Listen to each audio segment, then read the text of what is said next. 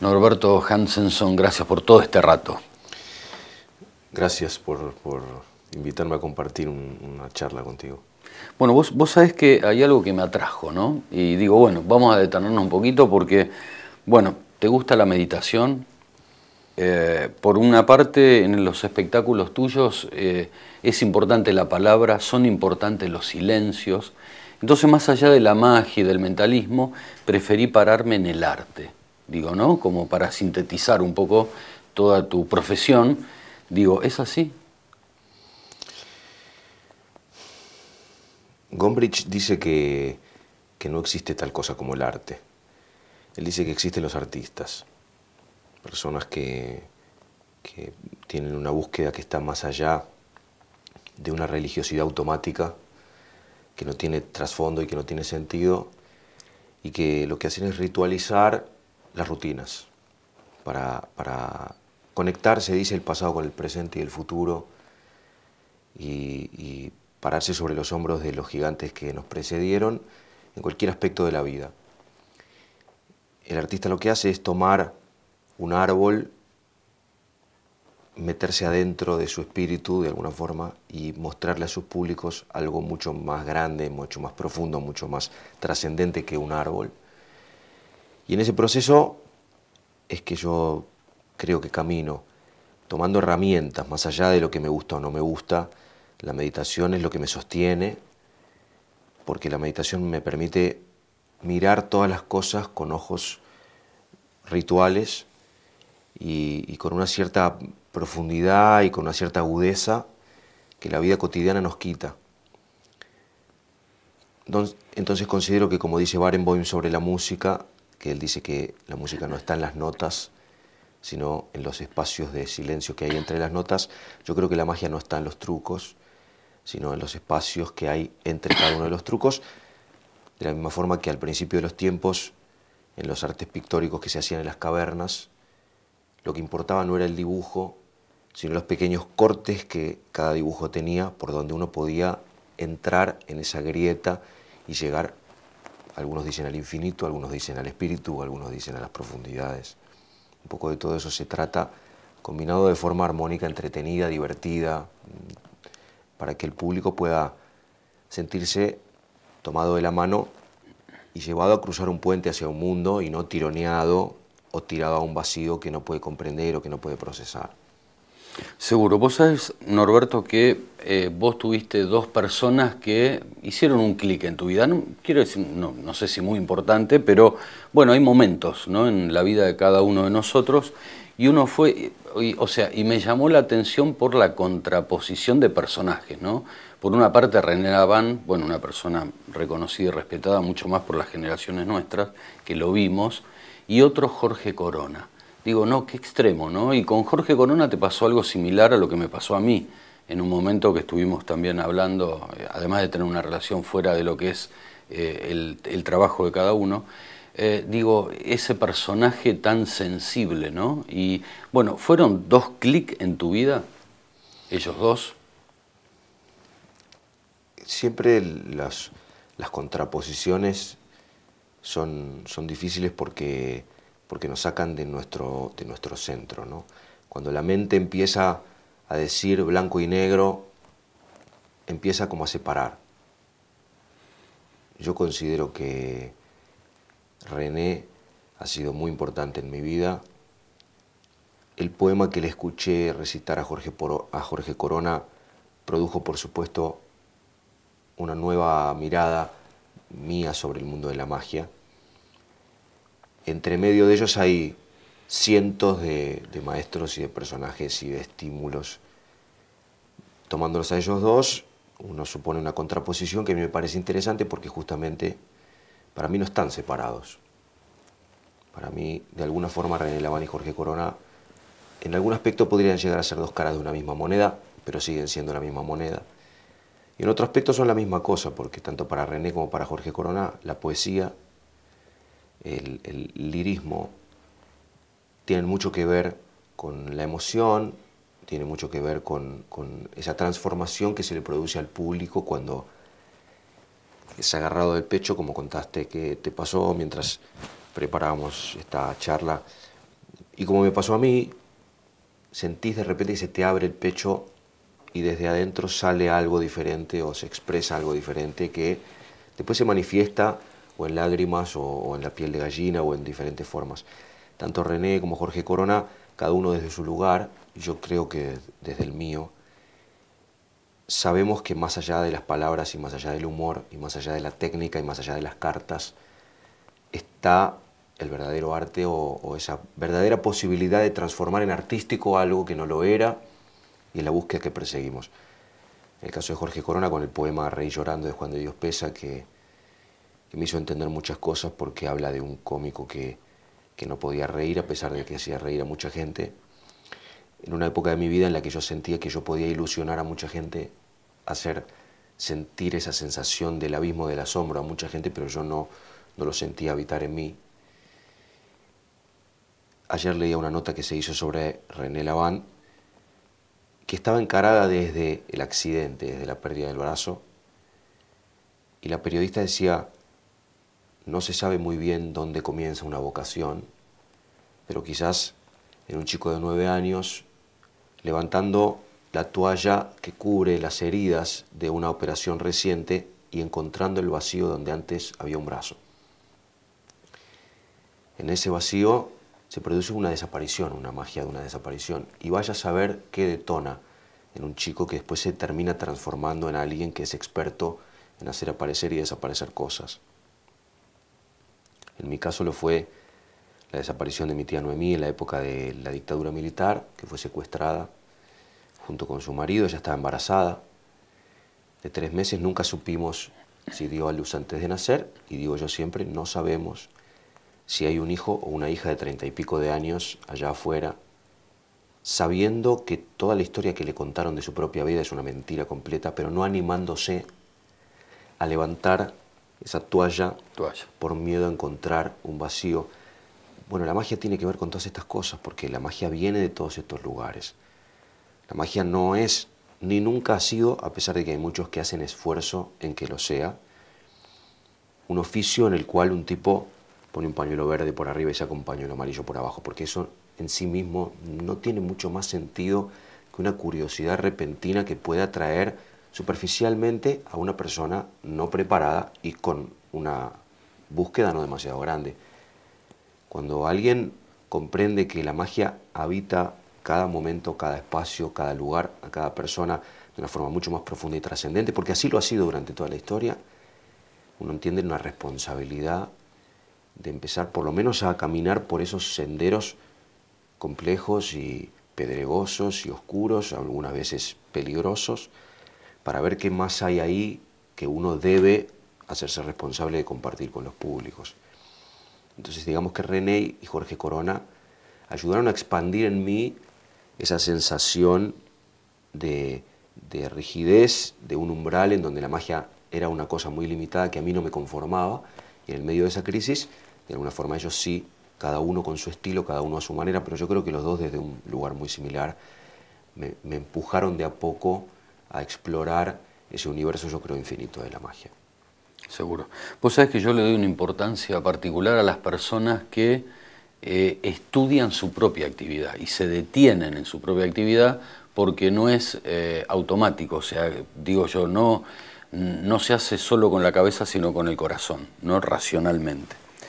Digo, dentro de todo esto, y para todas aquellas personas que no tenemos esta profesión que tenés vos, digo, ¿se puede relacionar lo que es la magia y el ilusionismo? ¿Hay alguna relación entre los dos o no?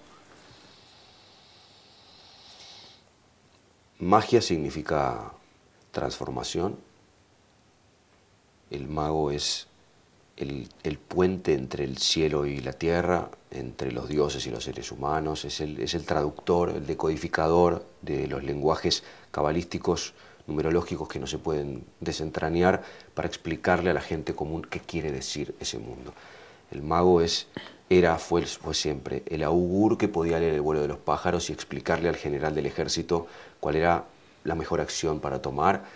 Mago era el médico que podía identificar una dolencia a través de un síntoma y un problema que había que resolver, y podía encontrar la forma de resolverlo acudiendo a la naturaleza y leyendo en la naturaleza cuáles eran las recetas más propicias para que esa enfermedad se curara. Mago era el profeta que podía de alguna manera traducir un lenguaje divino en un lenguaje más humano.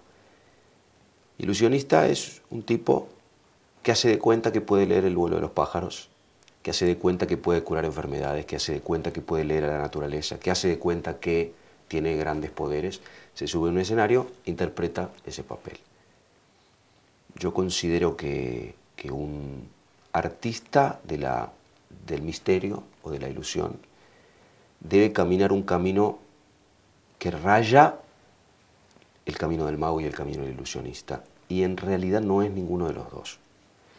Yo creo que el artista del misterio es alguien que utiliza herramientas del arte del ilusionismo, pero también utiliza rituales del arte y la ciencia de la magia, para combinar todo eso en una ficción que en algunos momentos, no necesariamente cuando él lo desea ni cuando él lo propone, rayan un poco la magia o rayan un poco el ilusionismo. Se confunde como si fuera una especie de camino que se entrelaza como una trenza, todos esos espacios en donde el artista aporta la sensibilidad, el deseo, el conocimiento del oficio, cierto vislumbre de la ciencia y del arte, arte en este caso con mayúscula porque hablamos del arte de la transformación, ¿no? Y como Paracelso en el cuento de Borges, se utilizan ciertas técnicas que combinadas con algunos rituales un poco más, alguien dice esotérico, alguien dice místico, alguien dice invisible, producen la sensación de estar en presencia de alguien a quien no es tan fácil definir. Mago, ilusionista, augur, profeta, poeta, narrador, me parece que son todas cosas que a mí me quedan bien, me quedan a gusto. No me gusta mucho definirme, no me parece que está bueno definirme a mí mismo, pero trato cuando me transmiten una inquietud como esta, contar que yo creo que el mago y el ilusionista son como dos polos, esto que hablábamos antes, ¿no? Y en el medio transitamos algunos que creemos que la magia tiene que ser un poco más que un oficio y sabemos que no llega a ser, o quizás algún día llegue a ser, un arte en el verdadero sentido de la palabra, ¿no? Tu espectáculo Clásicos y Estrenos justamente se podría, relacionado con esto que estamos charlando, se podría encuadrar en lo que es un espectáculo integral. Me gustaría pensar que es una experiencia teatral integral. Perdón, porque se apela a distintas emociones, ¿no? Auténticas, entonces digo, bueno, quizás... Sí, se trabaja con herramientas que provienen de diferentes artes escénicas y también que provienen de diferentes ejercicios rituales que no tienen que ver con los escenarios, y se trata también de provocar emociones diferentes que generalmente uno asocia a diferentes tipos de estímulos, todos los cuales uno cree que no pueden convivir en un escenario. Cuando la gente dice, viví una montaña rusa de emociones, que es lo que dicen al final del espectáculo, dicen, yo no sabía que todo esto se podía sentir en un único evento, y menos en un único evento relacionado con el arte del ilusionismo, con el arte de la magia. Entonces yo digo que igual que salvando las distancias, un psicólogo o un psiquiatra, que en alguna oportunidad fueron magos también, igual que algunos poetas, igual que algunos escritores, se apela a cualquier herramienta que sirva para lograr un propósito determinado, para producir un estímulo determinado. En mi espectáculo yo hago cerrar los ojos al público durante 4 minutos y hacer un viaje imaginario a una playa desierta, donde la gente se encuentra con un ser querido, alguien conocido, que les trae de regalo una pieza de rompecabezas que a ellos les falta en ese viaje imaginario, ¿no? Entonces lo primero que yo le digo al público en el momento es, ya escucho murmurar a los escépticos que clase de estafa es un show de magia donde hay que cerrar los ojos para disfrutar de lo que va a venir. Y de alguna forma esto es un planteo conceptual y filosófico importante para mi espectáculo. Teóricamente me dedico a representar sobre el escenario un arte que es visual. Y sin embargo le digo a la gente, cierren los ojos durante 4 minutos para poder disfrutar de esto que viene, que es lo más importante del espectáculo además. Cuando el público cierra los ojos, hace su viaje, alguien podría decir, no todo el mundo va a cerrar los ojos y sin embargo todo el mundo cierra los ojos.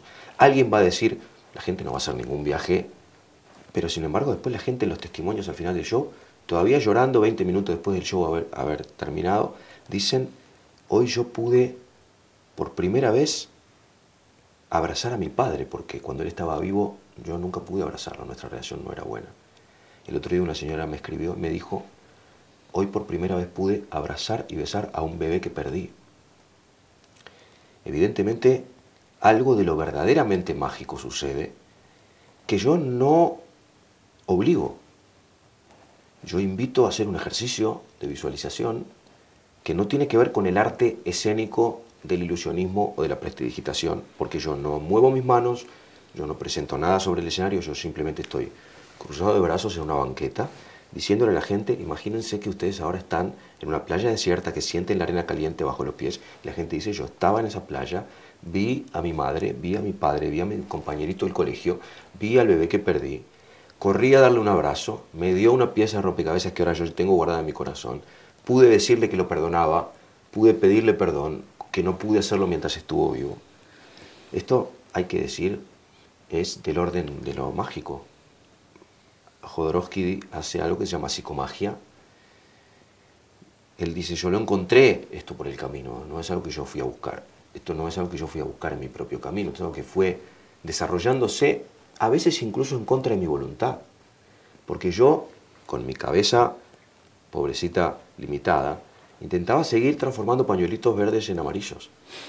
Y sin embargo, había algo más poderoso que de a poco me iba empujando a probar, a quien yo, por supuesto, no tengo que rendirle cuenta. Yo no sé si eso está bien hecho o está mal hecho. Yo lo que puedo decir es lo que le pasa al público.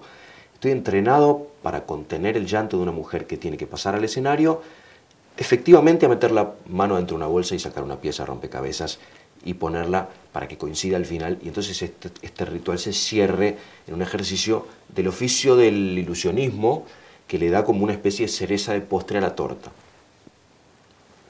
Pero la verdad es que esto es una combinación de muchísimas cosas, de psicología, de sociología, de magia, de ilusionismo también, de vaya a saber cuántas otras cosas más.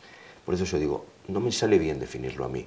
No me hace mucho sentido cuando algún medio de comunicación o cuando algún periodista intenta decir este tipo es esto porque ganó este premio o este tipo está en este escalafón de importancia, porque ¿quién puede decir cuánta importancia tiene para el mundo que una mujer haya podido encontrar al bebé que perdió y por primera vez haya podido abrazarlo y besarlo durante este espectáculo? Entonces yo creo que las etiquetas no están siempre buenas y como vos decías antes también, no siempre lo racional alcanza. Entonces hay que poner el corazón, hacer el trabajo con la mayor nobleza que uno puede, entregarse con una gran responsabilidad, a asesorarse bien para tratar de responder un poco mejor a tu pregunta. Asesorarse bien, estudiar mucho, saber de qué uno habla cuando uno habla, hasta donde uno puede. Seguro. Y puede dejar que algo más grande tome las riendas y dirija, y uno dejarse llevar y decir, bueno, a ver, para dónde vayamos va a estar bien. Seguro.